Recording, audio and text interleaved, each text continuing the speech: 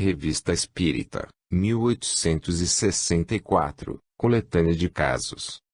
Apresentação. Esta obra é uma compilação de casos apresentados nas Revista Espírita do ano de 1864, dirigidas pelo célebre codificador da doutrina espírita, Allan Kardec. Ano 7, janeiro de 1864, número 1. Um caso de possessão. Senhorita Júlia. Segundo artigo, ver o número de dezembro de 1863. Em nosso artigo anterior, descrevemos a triste situação dessa moça e as circunstâncias que nela provavam uma verdadeira possessão. Sentimos-nos felizes ao confirmar o que dissemos de sua cura, hoje completa. Depois de liberta de seu espírito obsessor, os violentos abalos que tinha sofrido durante mais de 6 meses haviam provocado grave perturbação em sua saúde. Agora está completamente recuperada, mas não saiu do estado sonambúlico, o que não a impede de consagrar-se aos seus trabalhos habituais. Vamos expor as circunstâncias dessa cura. Várias pessoas haviam tentado magnetizá-la, mas sem muito sucesso, salvo uma leve e passageira melhora no seu estado patológico. Quanto ao espírito, era cada vez mais tenaz, e as crises haviam atingido um grau de violência dos mais inquietadores. Teria sido necessário um magnetizador nas condições que indicamos no artigo precedente para os médiuns curadores, isto é, penetrando a doente com um fluido bastante puro para eliminar o fluido do espírito mau. Se é um gênero de mediunidade que exige superioridade moral seguramente, o caso das obsessões, pois é preciso ter o direito de impor sua autoridade ao espírito. Os casos de possessão, segundo o que é anunciado, devem multiplicar-se com grande energia daqui a algum tempo, a fim de que fique bem demonstrada a impotência dos meios empregados até agora para os combater. Até uma circunstância, da qual não podemos ainda falar, mas que tem certa analogia com o que se passou ao tempo do Cristo, contribuirá para desenvolver essa espécie de epidemia demoníaca. Não é duvidoso que surjam médiuns especiais com o poder de expulsar os espíritos maus, como os apóstolos tinham de expulsar os demônios, seja porque Deus sempre põe o remédio ao lado do mal, seja para dar aos incrédulos uma nova prova da existência dos espíritos. Para a senhorita Júlia, o magnetismo simples, como em todos os casos análogos, por mais enérgico que fosse, era insuficiente. Dever-se-ia agir simultaneamente sobre o espírito obsessor, para o dominar, e sobre o moral da doente, perturbada por todos esses abalos. O mal físico era apenas consecutivo, era efeito, e não causa. Devia-se, pois, tratar a causa antes do efeito. Destruído o mal moral, o mal físico desapareceria por si mesmo. Mas para isto é preciso identificar-se com a causa, estudar com o maior cuidado e em todos os seus matizes o curso das ideias, para lhe imprimir tal ou qual direção mais favorável, porque os sintomas variam conforme o grau de inteligência do paciente, o caráter do espírito e os motivos da obsessão, motivos cuja origem remonta quase sempre a existências anteriores. O insucesso do magnetismo com a senhorita Júlia levou várias pessoas a tentar. Neste número estava um jovem dotado de grande força fluídica, mas que, infelizmente, não tinha qualquer experiência e, sobretudo, os conhecimentos necessários em casos semelhantes. Ele se atribuía um poder absoluto sobre os espíritos inferiores que, em sua opinião, não podiam resistir à sua vontade. Tal pretensão, levada ao excesso e baseada em sua força pessoal e não na assistência dos espíritos bons, deveria provocar-lhe mais uma decepção. Só isto deveria ter bastado para mostrar aos amigos da mocinha que faltava a primeira das qualidades requeridas para que o socorro lhe fosse eficaz. Mas o que, acima de tudo, deveria tê-los esclarecido, é que ele professava, sobre os espíritos em geral, uma opinião completamente falsa. Segundo ele, os espíritos superiores são de natureza muito etérea para poderem vir à Terra comunicar-se com os homens e os assistir, Isto só é possível aos espíritos inferiores, em razão de sua natureza mais grosseira. Esta opinião, que não passa da doutrina da comunicação exclusiva dos demônios, cometia ele o grave erro de a sustentar diante da enferma, mesmo nos momentos de crise. Com esta maneira de ver, só devia contar consigo mesmo, e não podia invocar a única assistência capaz de ajudá-lo, assistência que, é verdade, julgava poder dispensar. A consequência mais deplorável era para a doente, que ele desencorajava, tirando-lhe a esperança da assistência dos espíritos bons. No estado de debilidade em que se achava o seu cérebro, tal crença, que dava todo o poder ao espírito obsessor, poderia tornar-se fatal para sua razão, e mesmo matá-la. Assim, ela repetia sem cessar, nos momentos de crise: louca. Louca, ele me põe louca. Completamente louca. Eu ainda não sou, mas ficarei. Falando de seu magnetizador, ela descrevia perfeitamente sua ação, dizendo: ele me dá as forças do corpo, mas não a força do espírito. Tal expressão era profundamente significativa e, no entanto, ninguém lhe dava importância. Quando vimos a senhorita Júlia, o mal estava no seu apogeu e a crise que testemunhamos foi uma das mais violentas. Foi no próprio momento em que nos dedicávamos a levantar-lhe o moral e inculcar-lhe o pensamento de que ela podia dominar esse espírito mau, com a assistência dos bons e de seu anjo da guarda, cujo apoio devia invocar. Foi nesse momento, dizíamos, que o jovem magnetizador, que se achava presente, por uma circunstância sem dúvida providencial, veio, sem qualquer provocação, afirmar e desenvolver sua teoria, destruindo por um lado o que fazíamos por outro. Tivemos de lhe expor com energia que praticava uma má ação e assumia a terrível responsabilidade da razão e da vida daquela infeliz mocinha. Um fato dos mais singulares, que todos tinham observado, mas cujas consequências ninguém havia deduzido, produzia-se na magnetização. Quando se dava durante a luta com o espírito mau, só este último absorvia todo o fluido, que lhe conferia mais força, enquanto a doente enfraquecia e sucumbia à sua ação nefasta.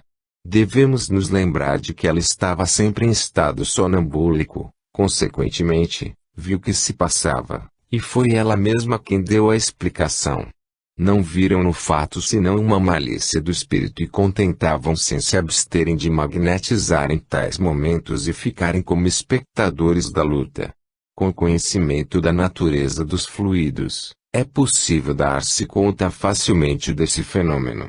Antes de mais, é evidente que, absorvendo o fluido para aumentar a força em detrimento da doente, o espírito queria convencer o magnetizador da inutilidade de sua pretensão.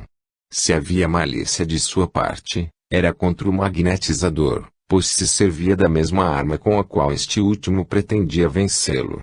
Pode dizer-se que lhe tomava o bastão das mãos. Não menos evidente era a sua facilidade de se apropriar do fluido do magnetizador, denotando uma afinidade entre esse fluido e o seu próprio, ao passo que fluidos de natureza contrária se teriam repelido, como água e óleo. Só este fato bastaria para demonstrar que havia outras condições a preencher. É, pois, um erro dos mais graves e, podemos dizer, dos mais funestos, não ver na ação magnética senão uma simples emissão fluídica, sem levar em conta a qualidade íntima dos fluidos. Na maioria dos casos, o sucesso repousa inteiramente nestas qualidades, como o êxito depende, na terapêutica, da qualidade do medicamento. Não seria demais chamar a atenção para este ponto capital, demonstrado, ao mesmo tempo, pela lógica e pela experiência. Para combater a influência da doutrina do magnetizador, que já havia influenciado as ideias da doente, dissemos a esta: minha filha, tende confiança em Deus, olhai em volta. Não vede espíritos bons?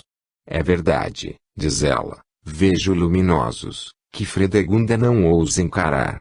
Pois bem, são os que vos protegem e não permitirão que o espírito mau triunfe. Implorai sua assistência, orai com fervor, orai sobretudo por Fredegunda.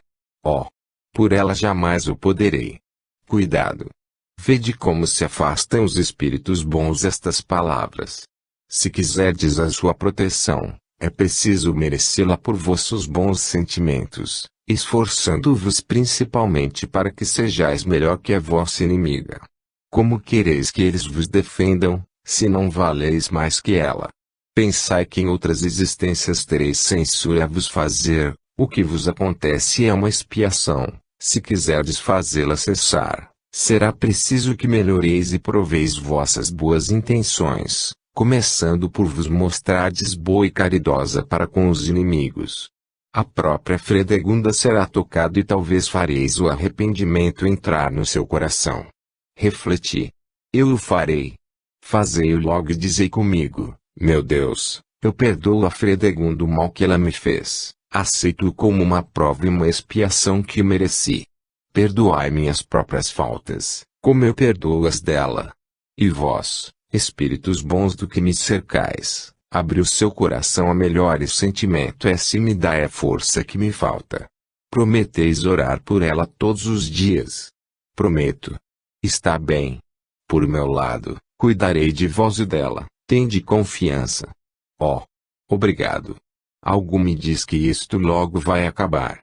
Tendo dado conta dessa cena à sociedade, foram transmitidas a respeito as seguintes instruções. O assunto de que vos ocupais comoveu os próprios espíritos bons que, por sua vez, querem vir em auxílio desta moça com seus conselhos.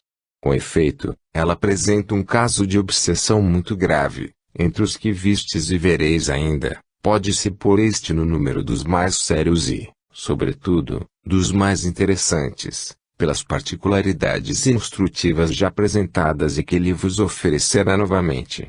Como já vos disse, esses casos de obsessão se repetem frequentemente e fornecerão dois assuntos distintos de utilidade, primeiro para vós, depois para os que a sofrerem.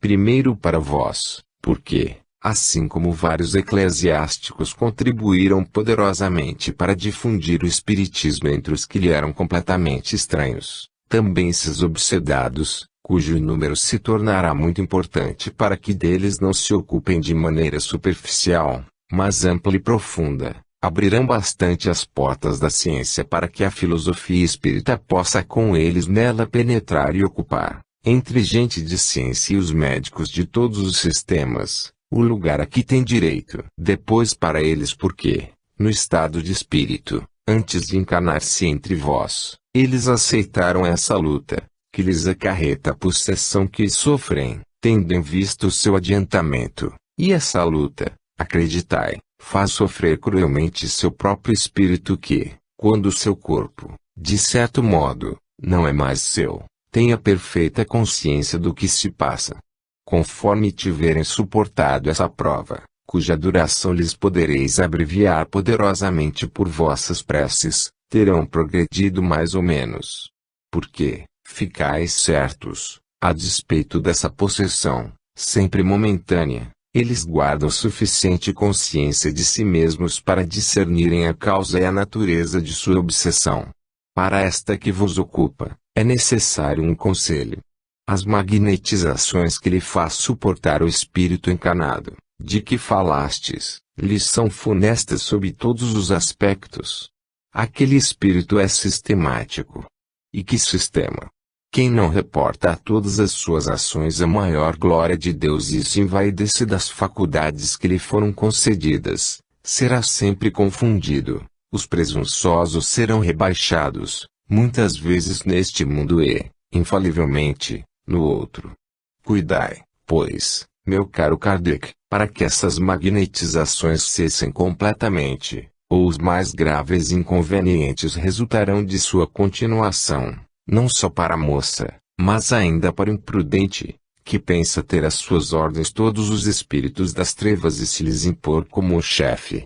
Digo que vereis esses casos de possessão e de obsessão se desenvolverem durante um certo tempo, porque são úteis ao progresso da ciência e do espiritismo. É por isso que os médicos e os sábios enfim abrirão os olhos e aprenderão que há doenças cujas causas não estão na matéria, não devendo, por isso, ser tratadas pela matéria. Esses casos de possessão vão igualmente abrir ao magnetismo horizontes totalmente novos e lhe fazer dar um grande passo à frente pelo estudo, até agora tão imperfeito, dos fluidos. Auxiliado por esses novos conhecimentos e por sua íntima aliança com o Espiritismo, ele obterá grandes coisas. Infelizmente, no magnetismo como na medicina, durante muito tempo ainda haverá homens que julgarão nada ter a aprender. Essas obsessões frequentes terão, também, um lado muito bom, porque, penetrado pela prece e pela força moral, é possível fazê-las cessar e adquirir o direito de expulsar os espíritos maus e, pelo melhoramento de sua conduta, cada um buscará adquirir o direito que o Espírito de verdade, que dirige este globo, conferirá quando for merecido. Tende fé e confiança em Deus, que não permite que se sofra inutilmente sem motivo. Hahnemann, Médium, Sr. Albert. Ser em breve. Será muito fácil curar essa infeliz possessa. Os meios estavam implicitamente contidos nas reflexões há pouco emitidas por Allan Kardec. Não só é necessária uma ação material e moral, mas ainda uma ação puramente espiritual. Ao espírito encarnado que, como Júlia, se acha em estado de possessão, é preciso um magnetizador experimentado e perfeitamente convicto da verdade espírita. Além disso, é necessário que seja de uma moralidade irrepreensível e sem presunção. Mas, para agir sobre o espírito obsessor, faz-se ter ação não menos enérgica de um espírito bom desencarnado. Assim, pois, dupla ação terrestre, ação extraterrestre, encarnado sobre encarnado, desencarnado sobre desencarnado, eis a lei. Se até agora essa ação não foi realizada, foi justamente para vos conduzir ao estudo e experimentação desta interessante questão. É por isto que Júlia não se livrou mais cedo, ela devia servir para os vossos estudos. Isto vos demonstro que, doravante, tereis de fazer, nos casos de possessão manifesta. É indispensável chamar em vosso auxílio o concurso de um espírito elevado, desfrutando ao mesmo tempo de uma força moral e fluídica, como excelente cura d'Ars, e sabeis que podeis contar com a assistência desse digno e santo Vianney. Quanto ao mais, nosso concurso é dado a todos os que nos chamarem em auxílio, com pureza de coração e fé verdadeira. Resumindo, quando magnetizarem Júlia, será preciso proceder, inicialmente, pela fervorosa evocação do cura d'Ars e de outros espíritos bons do que se comunicam habitualmente entre vós, pedindo-lhes que atuem contra os espíritos maus que perseguem essa jovem, e que fugirão diante de suas falanges luminosas. Também não esquecer que a prece coletiva tem uma força muito grande, quando feita por certo número de pessoas agindo em acordo, com uma fé viva e um ardente desejo de aliviar. Erasto, Médium, Sr. Dumbbell. Estas instruções foram seguidas. Vários membros da sociedade se entenderam para agir pela prece nas condições requeridas. Um ponto essencial era levar o espírito obsessor a emendar-se, o que necessariamente deveria facilitar a cura. Foi o que se fez, evocando-o e lhe dando conselhos. Ele prometeu não mais atormentar a senhorita Júlia e manteve a palavra. Um dos nossos colegas foi especialmente encarregado por seu guia espiritual de sua educação moral, com o que ficou satisfeito. Hoje esse espírito trabalha seriamente por sua melhoria e pede uma nova encarnação para expiar e reparar suas faltas. A importância do ensino, que decorre desse fato e das observações a que deu lugar, a ninguém escapará e cada um poderá nela aurir úteis instruções sobre a ocorrência.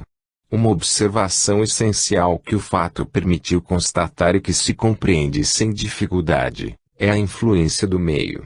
É bem evidente que se o meio secunda por uma comunhão de vistas, de intenção e de ação, o doente se acha numa espécie de atmosfera homogênea de fluidos benfazejos, o que deve necessariamente facilitar e apressar o sucesso. Mas se houver desacordo, oposição, se cada um quiser agir à sua maneira, resultarão divergências, correntes contrárias que, forçosamente, paralisarão e, por vezes, anularão os esforços tentados para a cura. Os eflúvios fluídicos, que constituem a atmosfera moral, se forem maus, serão tão funestos a certos indivíduos quanto as emanações das regiões pantanosas. Conversas de além-túmulo. Fredegunda. Damos a seguir as duas evocações do espírito Fredegunda, feitas na sociedade, com um mês de intervalo, e que formam o complemento dos dois artigos anteriores sobre a possessão da senhorita Júlia. Embora não se manifestasse com sinais de violência, o espírito escrevia com grande dificuldade e fatigava extremamente o médium, que chegou a ficar indisposto e cujas faculdades pareciam, de certo modo, paralisadas. Prevendo esse resultado, tivemos o cuidado de não confiar essa evocação a um médium muito delicado. Em outra circunstância, interrogado a respeito do espírito Fredegunda, outro espírito tinha dito que há muito tempo ela procurava reencarnar-se, mas que isto não lhe havia sido permitido, porque o seu objetivo não era ainda melhorar-se, mas, ao contrário, ter mais facilidade para fazer o mal, com auxílio de um corpo material. Tais disposições deveriam tornar sua conversão muito difícil. Entretanto, esta não o foi tanto quanto se poderia temer, graças, sem dúvida, ao concurso benevolente de todas as pessoas que nela participaram, e talvez também porque era chegado o momento em que esse espírito deveria entrar na via do arrependimento. 16 de outubro de 1863. Médium, Sr. Leimari. 1. Evocação. Resp. Não sou Fredegunda. Que quereis de mim? 2. Então quem sois? Resp. Um espírito que sofre. 3. Visto que sofreis, deveis desejar não mais sofrer. Nós vos assistiremos, pois lamentamos todos os que sofrem neste mundo e no outro, mas é necessário que nos secundeis e, para isto, é preciso que oreis. Resp. Agradeço-vos, mas não posso orar. 4. Nós vamos orar, isto vos auxiliará. Tende confiança na bondade de Deus, que sempre perdoa aquele que se arrepende. Resp. Creio em vós. Orai, orai, talvez eu me possa converter. 5. Mas não basta que oremos, é preciso que também oreis. Resp. Eu quis orar e não pude, tentarei agora com o vosso auxílio. 6. Dizei conosco, meu Deus, perdoai-me, já que pequei. Arrependo-me do mal que fiz. Resp. Diluei depois. 7. Isto não é suficiente, é preciso escrever. Resp. Meu. Aqui o espírito é incapaz de escrever a palavra Deus. Só depois de muito encorajamento consegue terminar a frase, de modo irregular e pouco legível. 8. Não basta dizer isto pro forma. É preciso pensar e tomar a resolução de não mais fazer o mal. Como vereis, logo sereis aliviada. Resp. Vou orar. 9. Se orastes sinceramente, não vos sentis melhor? Resp. Oh. Sim. 10. Agora, dai-nos alguns detalhes sobre a vossa vida e as causas da vossa obstinação contra Júlia. Resp. Mais tarde. Direi. Mas hoje não posso. 11. Prometeis deixar Júlia em paz. O mal que lhe fazeis cai sobre vós e aumenta o vosso sofrimento. Resp. Sim, mas sou impelida por outros espíritos piores do que eu. 12. É uma má desculpa, que dais para vos escusardes. Em todo caso, deveis ter uma vontade e com a vontade sempre se pode resistir às más sugestões. Resp. Se eu tivesse tido vontade, não sofreria. Sou punida porque não soube resistir. 13. No entanto, mostrastes bastante vontade para atormentar Júlia. Como acabais de tomar boas resoluções, nós vos exortamos a nelas persistir e pedimos aos espíritos bons que vos secundem. Observação: durante esta evocação, outro médium recebeu de seu guia espiritual uma comunicação, contendo, entre outras coisas, o seguinte: Não vos inquieteis com as recusas que notais nas respostas deste espírito. Sua ideia fixa de reencarnar faz que repila toda solidariedade com o passado, embora não suporte muito os seus efeitos. É ela mesma que foi indicada, mas não quer concordar consigo mesma. 13 de novembro de 1863. 14. Evocação. Resp. Estou pronta para responder. 15. Persististes na boa resolução em que estáveis da última vez? Resp. Sim. 16.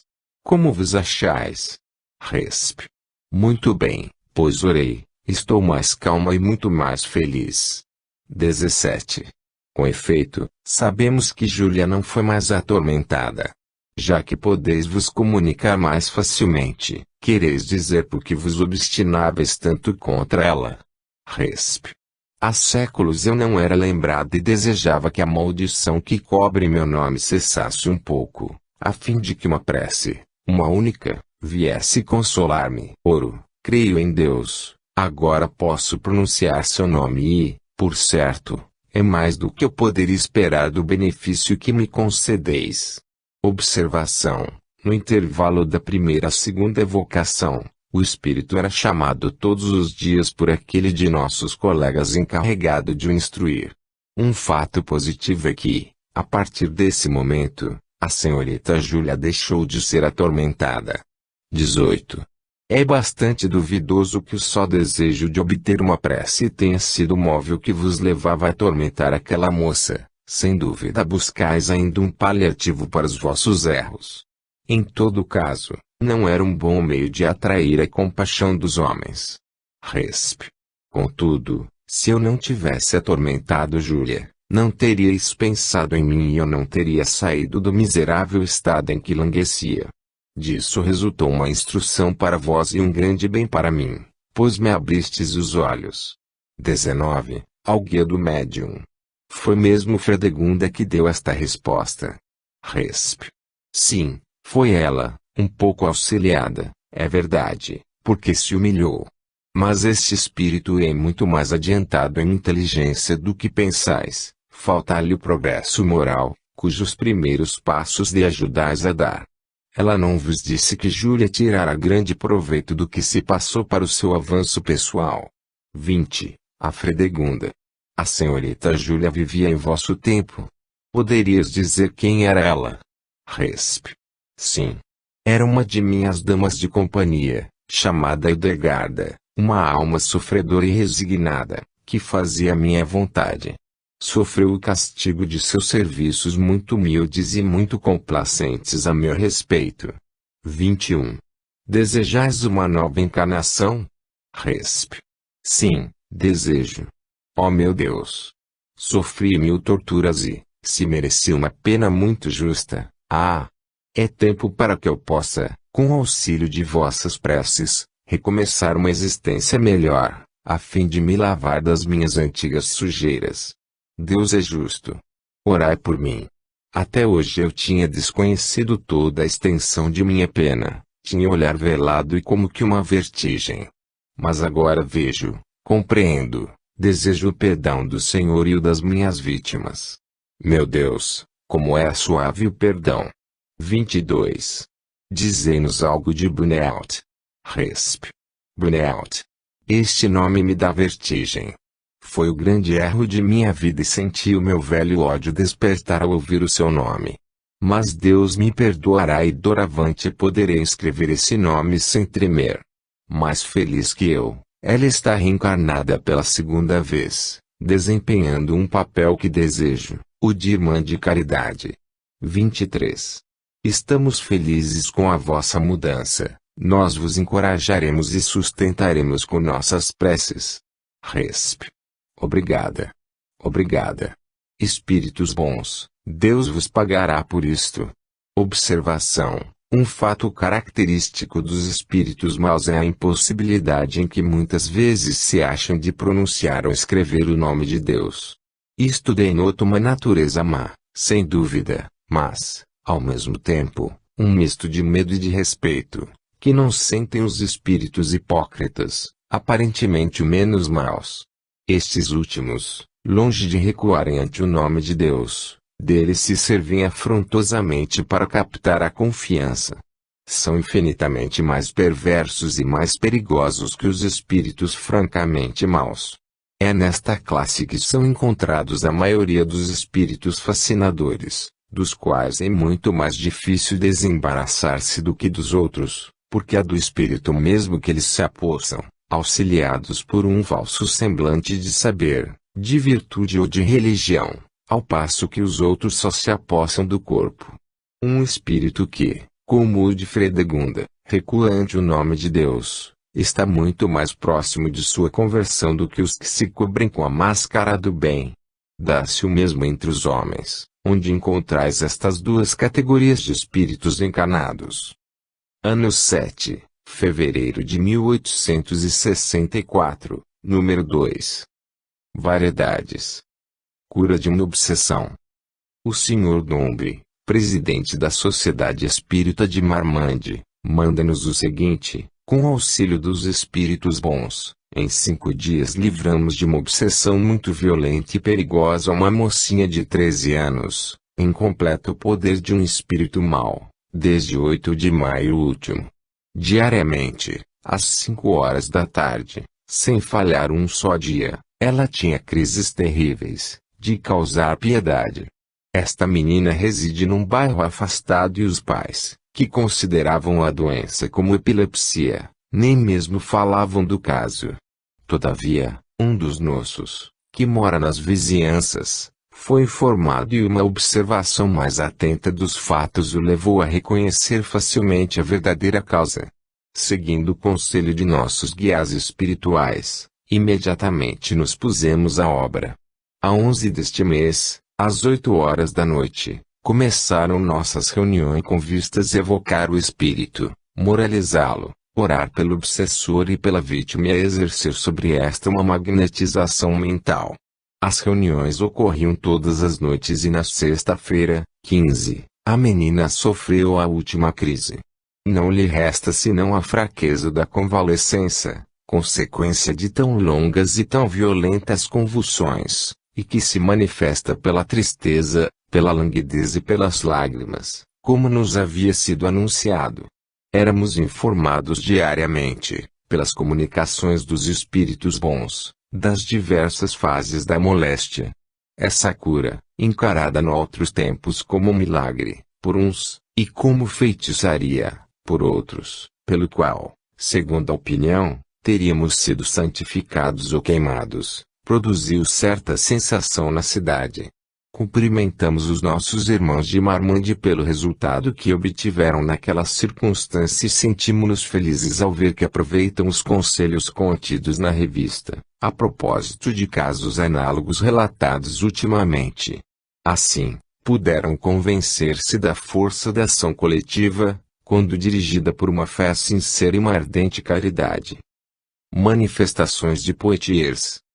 O jornal de Levienne, de 21 de janeiro, narra o seguinte fato, que outras folhas reproduziram. Há 5 ou 6 dias dá-se um fato de tal modo extraordinário na cidade de Poitiers, que se tornou assunto de conversas e dos mais estranhos comentários. Todas as noites, a partir das 6 horas, ruídos singulares são ouvidos numa casa da rua Nelvis Saint-Paul, habitada pela senhorita Diu, irmã do senhor conde Diu. Segundo nos contaram, esses ruídos fazem o efeito de disparos de artilharia, violentos golpes parecem desferidos nas portas e postigos. A princípio atribuíram-lhe a causa algumas brincadeiras de gaiatos ou de vizinhos mal intencionados. Foi organizada uma vigilância das mais ativas. Ante a queixa da senhorita Diu, a polícia tomou as mais minuciosas medidas. Agentes foram emboscados no interior e no exterior da casa. Não obstante, produziram-se as explosões e sabemos, de fonte segura, que um tal M, marinheiro, durante a penúltima noite foi tomado de tal comoção que até hoje ainda não recobrou a consciência. Nossa cidade inteira se preocupa com esse inexplicável mistério. Os inquéritos até hoje feitos pela polícia não levaram a nenhum resultado. Cada um procura a chave deste enigma. Algumas pessoas iniciadas no estudo do espiritismo pretendem que os espíritos batedores são os autores de tais manifestações, às quais não seria estranho um famoso médium, que, no entanto, já não reside no bairro. Outros lembram que outrora existia um cemitério na rua Nelvis Saint Paul, e não precisamos dizer a que conjecturas se entregam a esse respeito. De todas essas explicações, não sabemos qual a melhor. A verdade é que a opinião está muito excitada com o caso e ontem à noite uma multidão considerável se havia reunido sob as janelas da casa de U, obrigando a autoridade a requerer um piquete do 10º Batalhão de Caçadores, para evacuar a rua. No momento em que escrevemos, a polícia e a guarda ocupam a casa. O relato desses fatos nos foi transmitido por várias correspondências particulares. Embora nada tenham de mais estranho que os fatos comprovados de manifestações ocorridas em diversas épocas e estejam nos limites do possível, convém suspender o julgamento até mais ampla constatação, não do fato, mas da causa, pois não se deve imputar aos espíritos tudo aquilo que não se compreende. Também é preciso desconfiar das manobras dos inimigos do espiritismo e das armadilhas que podem estender, para tentar levá-lo ao ridículo pela excessiva credulidade de seus adeptos. Vemos com satisfação que os espíritas de Poitiers, nisto seguindo os conselhos contidos em O Livro dos Médiuns, e as advertências que temos feito na revista, mantém-se, até segunda ordem, numa prudente reserva. Se for uma manifestação, será provada pela ausência de toda causa material. Se for uma charlatanice, os autores, como já fizeram tantas vezes, terão contribuído, sem o querer, para despertar a atenção dos indiferentes e provocar o estudo do espiritismo. Quando fatos análogos se multiplicarem por todos os lados, como é anunciado, e quando em vão buscarem a causa neste mundo, haverão de convir que está no outro. Em qualquer circunstância os espíritos provam sabedoria e moderação, e a melhor resposta é dar aos adversários. Ano 7, março de 1864, número 3. Variedades. Uma tentação.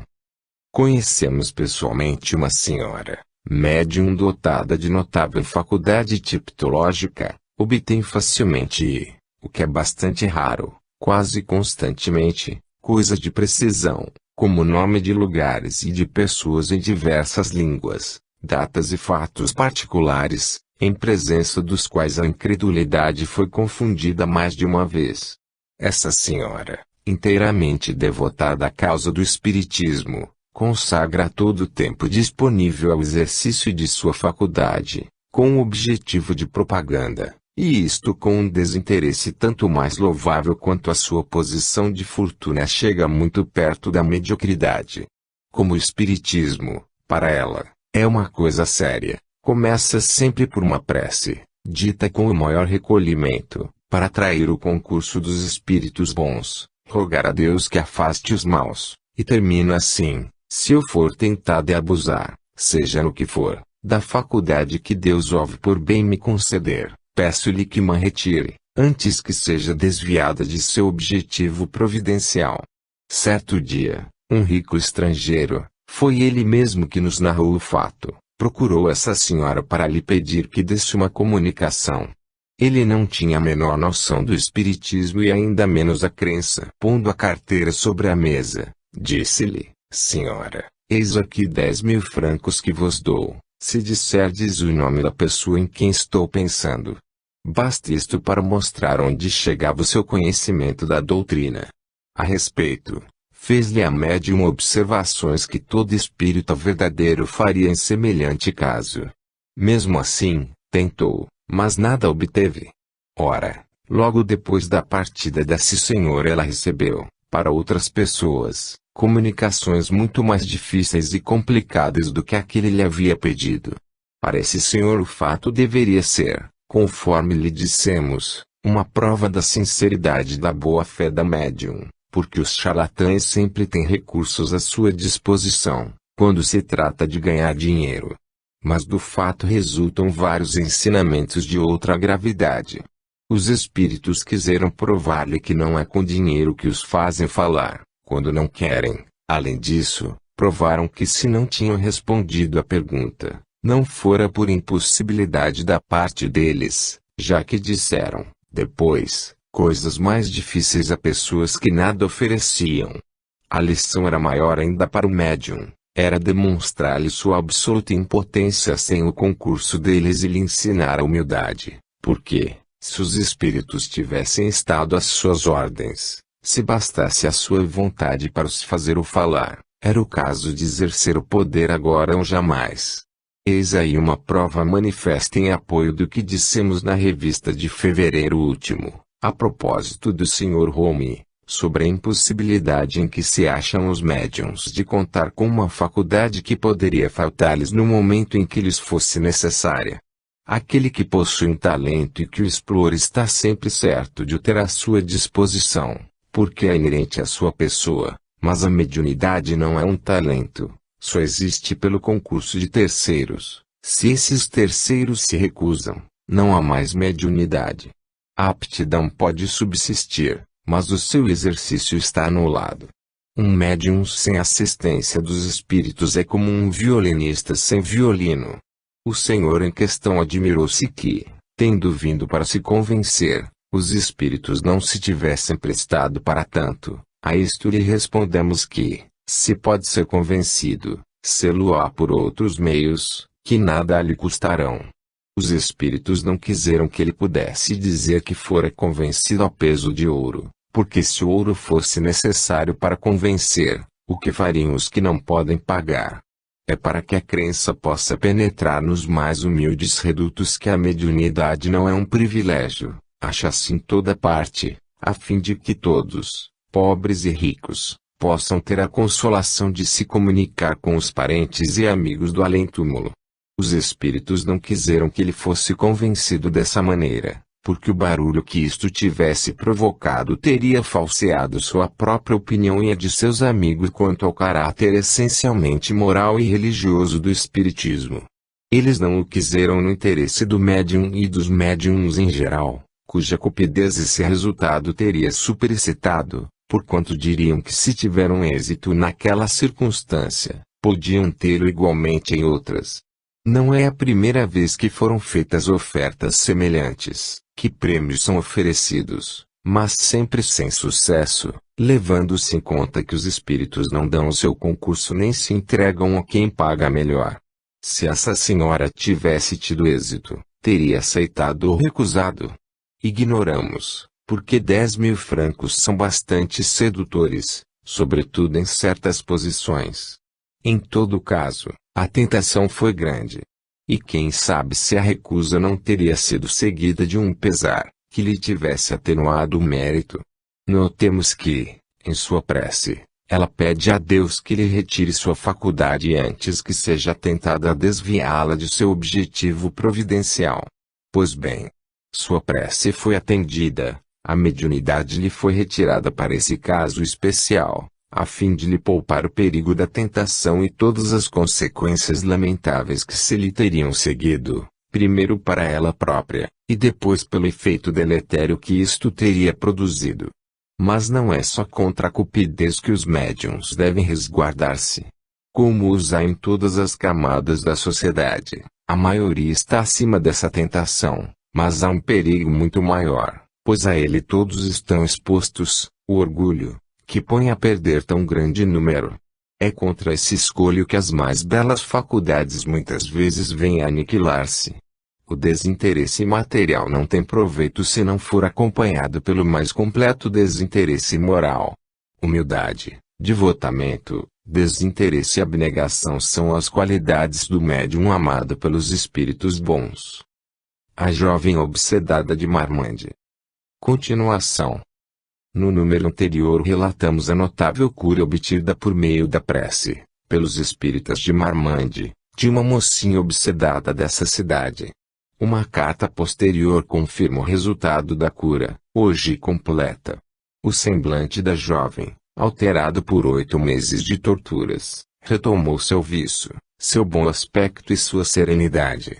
Seja qual for a opinião que se tenha, a ideia que se faça do espiritismo, qualquer pessoa animada de sincero amor do próximo deve ter se alegrado de ver a tranquilidade voltar a essa família, e o contentamento substituir a aflição. É lamentável que o senhor cura da paróquia não tenha julgado dever associar-se a esse sentimento, e que a circunstância lhe tenha fornecido o texto de um sermão pouco evangélico numa de suas prédicas. Suas palavras, ditas em público, são do domínio da publicidade. Se ele se tivesse limitado a uma crítica leal da doutrina conforme seu ponto de vista, disso não falaríamos. Mas julgamos dever refutar os ataques dirigidos contra pessoas muito respeitáveis, por ele tratadas de saltimbancos, a propósito do fato acima. Disse ele, assim, o primeiro engraxate que vier poderá, então, se for médium, evocar um membro de uma família honrada, enquanto ninguém da família poderá fazê-lo. Não acrediteis nestes absurdos, meus irmãos, isto é trapaça. É tolice. De fato, que vedes nessas reuniões? Carpinteiros, marceneiros, que sei mais. Algumas pessoas me perguntaram se eu havia contribuído para a cura da moça. Não, respondi-lhes, nada tenho a ver com isto, não sou médico. Não vejo nisso, dizia aos parentes, senão uma afecção orgânica da alçada da medicina. Acrescentando que se tivesse julgado que as preces pudessem operar algum alívio, ele as teria feito desde muito tempo. Se o senhor cura não crê na eficácia das preces em caso semelhante, agiu bem em não as fazer. Daí se pode concluir que, como homem consciencioso, se os pais lhe tivessem vindo pedir missas pela cura da jovem, teria recusado o pagamento, porque, caso aceitasse, ter-se-ia feito pagar por uma coisa que considerava sem valor. Os espíritas criam na eficácia da prece pelos doentes e nas obsessões, oravam, curavam e nada cobravam, mas ainda, se os pais estivessem passando necessidades, eles os teriam assistido. Diz ele, são charlatães e saltimbancos. Desde quando se viu charlatães trabalhando de graça? Fizeram a doente usar amuletos. Fizeram sinais cabalísticos. Pronunciaram palavras sacramentais, atribuindo-lhes uma virtude eficaz. Não, pois o Espiritismo condena toda prática supersticiosa. Oravam com fervor, em comunhão de pensamento. Essas preces eram malabarismos. Aparentemente não, já que tiveram êxito, é porque foram ouvidas. Que o senhor cura trate o espiritismo e as evocações de absurdos e tolices é direito seu, se tal é sua opinião, ninguém tem nada com isto. Mas quando, para denegrir as reuniões espíritas, diz que aí só se viam carpinteiros, marceneiros, etc., não é apresentar essas profissões como degradantes e os que as exercem como gente desprezível. Então esqueceis, senhor cura, que Jesus era carpinteiro e que seus apóstolos eram todos pobres artesãos ou pescadores. Será evangélico lançar do alto do púlpito desdém sobre a classe dos trabalhadores que Jesus quis honrar, nascendo entre eles. Compreendestes o alcance de vossas palavras, quando dissestes, o primeiro engraxate que vier poderá, então, se for médium, evocar um membro de uma família honrada. Então desprezais esse pobre engraxate, quando limpa os vossos sapatos. Ora vejam. Porque sua posição é humilde não o achais digno de evocar a alma de uma nobre personagem. Então temeis que essa alma se macule, quando, para ela, se erguerem ao céu mãos enegrecidas pelo trabalho? Então credes que Deus faça a diferença entre a alma do rico e a do pobre? Não disse Jesus, amai o próximo como a vós mesmos. Ora, amar o próximo como a si mesmo é não fazer nenhuma diferença entre si mesmo e o próximo, é a consagração do princípio, todos os homens são irmãos, porque são filhos de Deus. Receberá Deus com mais distinção a alma do grande que a do pequeno. A do homem a quem fazeis um serviço pomposo, pago largamente, que a do infeliz, ao qual não concedeis senão as mais curtas preces. Falais do ponto de vista exclusivamente mundano e esqueceis que Jesus disse: meu reino não é deste mundo. Lá não existem mais as distinções da terra. Lá os últimos serão os primeiros, e os primeiros serão os últimos. Quando disse: há várias moradas na casa de meu pai, significa que há uma para o rico e uma para o proletário. Uma para o senhor e outra para o servo. Não, mas que há uma para o humilde e outra para o orgulhoso, pois ele disse: que aquele que quiser ser o primeiro no céu seja o servo de seus irmãos na terra. Então compete a esses a quem chamais profanos, vos lembrar o evangelho. Senhor cura, em qualquer circunstância tais palavras seriam pouco caridosas, sobretudo no templo do Senhor, onde só deveriam ser pregadas palavras de paz e de união entre todos os membros da grande família. No estado atual da sociedade são uma inabilidade, porque semeiam o fermento do antagonismo. Que tivesses dito tais palavras numa época em que os servos, habituados a humilhar-se, se julgavam uma raça inferior, porque lhe haviam dito, é compreensível, mas na França de hoje, em que todo homem honesto tem direito de levantar a cabeça, seja plebeu, seja patrício, é um anacronismo. Se, como é provável, havia carpinteiros no auditório, marceneiros e engraxates, devem ter sido pouco tocados pelo sermão. Quanto aos espíritas, sabemos que pediram a Deus que perdoasse ao orador as suas palavras imprudentes, e que eles mesmos perdoaram ao que lhes dizia Raca. É o conselho que damos a todos os irmãos. Ano 7, abril de 1864, número 4. Autoridade da doutrina espírita. Controle universal do ensino dos espíritos. Já abordamos esta questão em nosso último números, a propósito de um artigo especial, da perfeição dos seres criados, mas ela é de tal gravidade e tem consequências tão importantes para o futuro do espiritismo, que julgamos dever tratá-la de maneira mais completa. Se a doutrina espírita fosse de concepção puramente humana, não ofereceria por penhor senão as luzes daquele que a houvesse concebido. Ora, ninguém, neste mundo, poderia alimentar fundadamente a pretensão de possuir, com exclusividade, a verdade absoluta.